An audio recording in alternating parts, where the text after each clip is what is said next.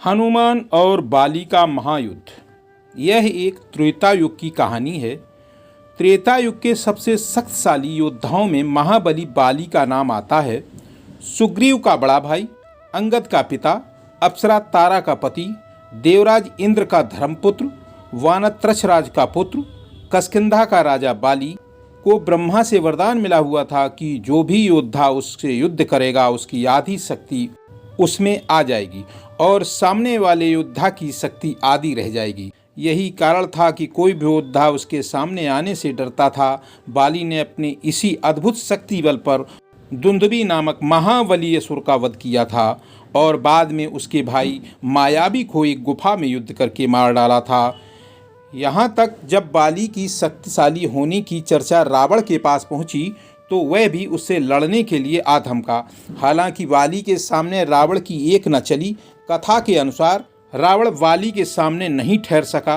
बाली ने रावण को अपने कांख में 6 महीने तक दबाए रखा। अंत में रावण ने उससे हार मान ली और उससे अपना मित्र बना लिया। बाली का घमंड इससे और बढ़ गया।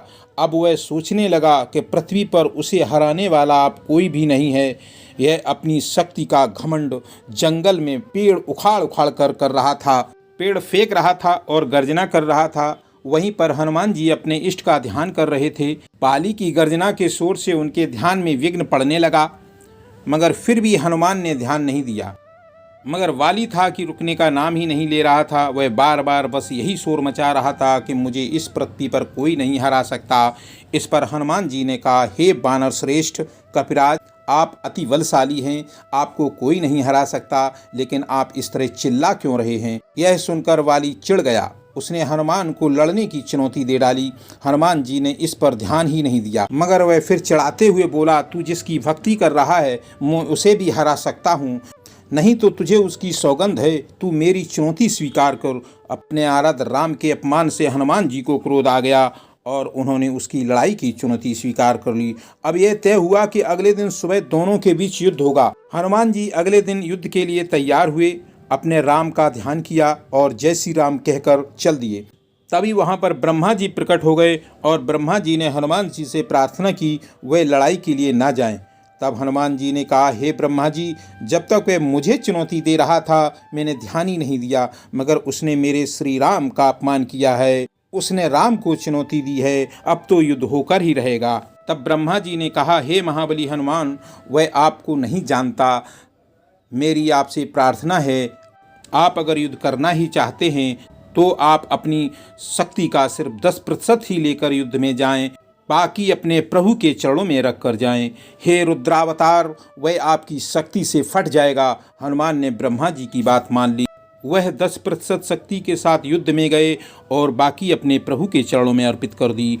अब मैदान में जैसे ही हनुमान जी बाली के सामने आए, युद्ध शुरू हो गया। बाली का शरीर वरदान के मुताबिक हनुमान जी की आधी शक्ति खींचने लगा। जैसी ही हनुमान जी की शक्ति उसके शरीर में गई, वह विचलित होने लगा।